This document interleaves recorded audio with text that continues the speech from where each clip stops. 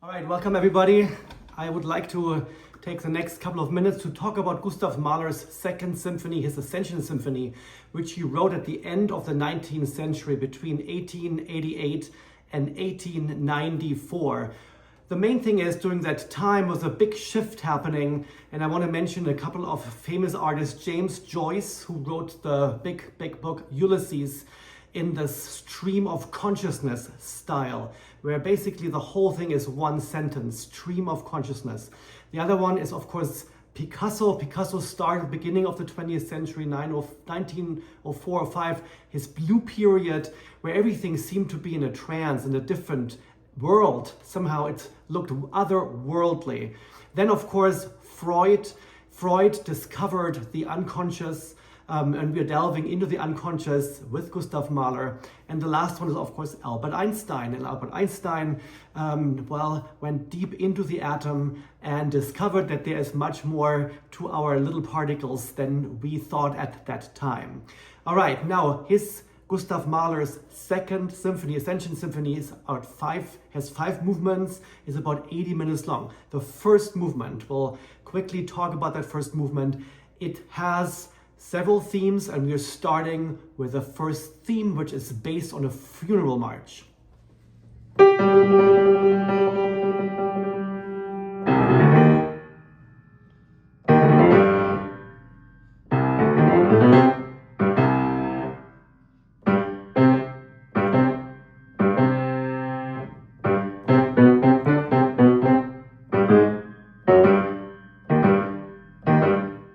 In the second theme, in that first movement, he completely changes the character and goes into an E major scale upwards. And it sounds coming from death, coming from a funeral, coming from those struggles of pain.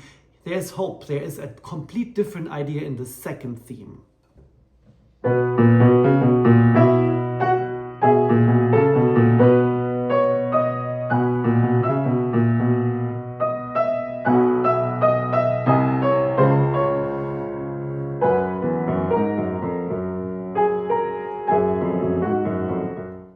So at the beginning of the development, after the first 6-7 minutes of exposition, very dramatic, he suddenly has that shift into a different universe.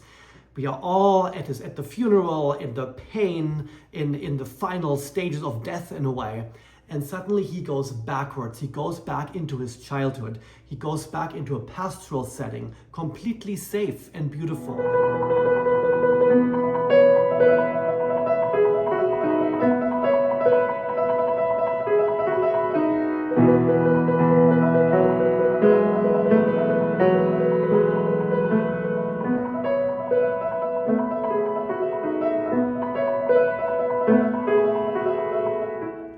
And then he has a second development where he actually prophetically looks ahead into the last movement.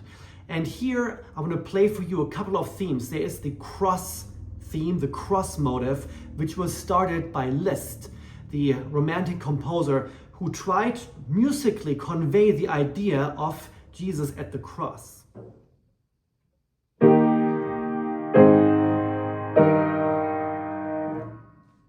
And then he goes into a couple of other ideas that, again, he brings back in the last movement.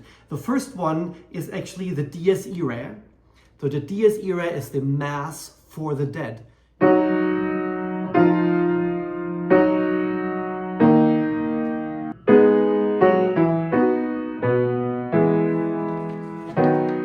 And then from that Dies Irae, he goes to the cross motive, and now he goes to the resurrection motive and the eternity motive.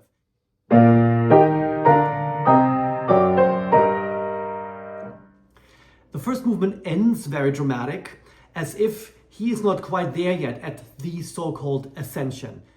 The second movement is quite beautiful. It is like an intermezzo. After this dramatic beginning, it sounds like a slow waltz. It's like a Ländler, a German Austrian dance.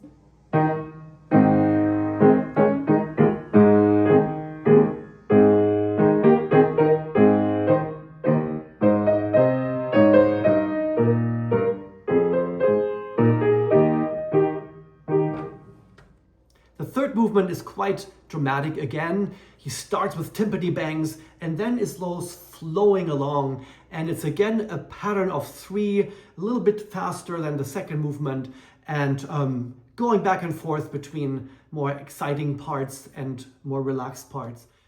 The last movement, the 5th movement, half an hour long, is really the key to the entire symphony. As I mentioned, it is not a Christian work in that sense. He slowly moves in a very universal way to this idea that after death, then you live. And that's actually the sentence that the choir is singing at the end.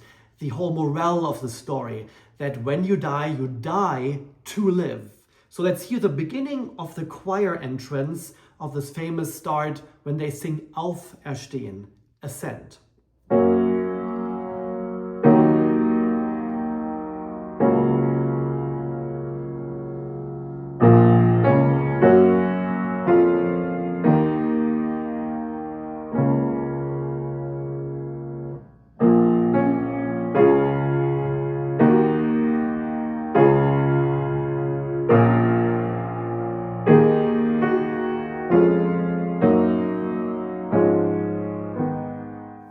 And from that beautiful theme, it moves forward and slowly then builds over the next 10 minutes under this glorious finale of Auf Erstehen, rise, ascend, sung by everybody, of course, in the choir, the soloists, and then played by the orchestra in this brilliant, glorious golden E-flat major that is coming through and really gives the idea that he moved on from C, from the beginning of the first movement, C minor, Beethoven's key, and he continues to a higher level. He goes upwards, F minor third, to E flat major, as if he's going again to an alternate reality. And this is how he ends the Ascension Symphony.